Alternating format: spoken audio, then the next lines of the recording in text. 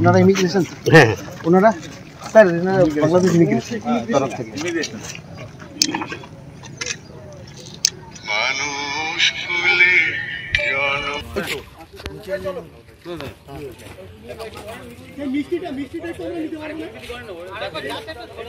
দেখুন, আজকে যেহেতু 15ই আগস্ট, আমাদের দেশ কিন্তু আমাদের দেশের পক্ষ থেকে বাংলাদেশকে কিন্তু মিষ্টি দিয়েছে এবং সে দেশ থেকে মানে সেটাও গ্রহণ করেছে। তবু প্রতিবেশী দেশ হিসেবে আমি একটাই কথা বলবো, তারা যেন সব কিছু শান্তিপূর্ণভাবে বজায় রাখুক।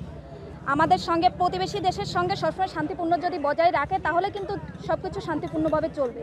তা বাংলাদেশের প্রতি একটাই বার্তা থাকবে, আপনারা পাশে থেকে বিভিন্ন ঝামেলা ঝঞ্ঝাতে না মিলিয়ে একদম শান্তিপূর্ণভাবে কিভাবে থাকা যায় সেই জিনিসটা চেষ্টা করুন। আজকে চিত্রটা গতবারের থেকে মনে হয় আমার এবার ভালো হয়েছে। হ্যাঁ, যদিও আমরা পার্শ্ববর্তী এই সাথে আমাদের তেমন মিলবন্ধন নেই, তবে আশা করি আগামী দিনে যাতে মিলবন্ধন হয় আমরা সবার কাছে এই অনুরোধটা রাখবো। বাংলাদেশ বিভিন্ন সময় ভারতের বিরোধিতা করে, সেই বাংলাদেশকে বিএসএফ আজকে মিষ্টি তুলে দিল বাংলাদেশের হাতে, এটাকে কি বলবেন?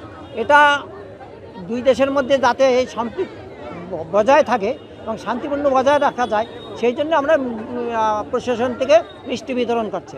সম্প্রীতি বজায় রাখার জন্য বাংলাদেশকে কি মেসেজ দেবেন?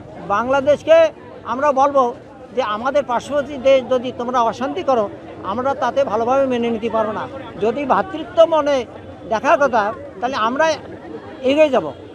আপনারা দুহাত যদি বাংলাদেশ দুহাত এগিয়ে যায়, আমরা 4 হাত এগিয়ে দেবো।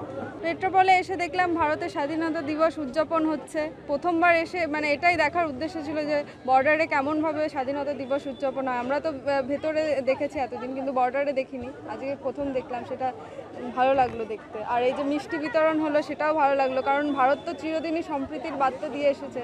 আমরা সম্প্রীতিরই, কিন্তু বাংলাদেশ সেটা অনেক সময় ব্যাঘাত ঘটেছে, কিন্তু আমরা সেটা চাই না। সেটাই ভারত বোঝালো যে মিষ্টি, আমরা মিষ্টতাই চাই সম্পর্কে। আপনার নাম? সুস্মিতা বিশ্বাস, বনগাঁ, নহাটা।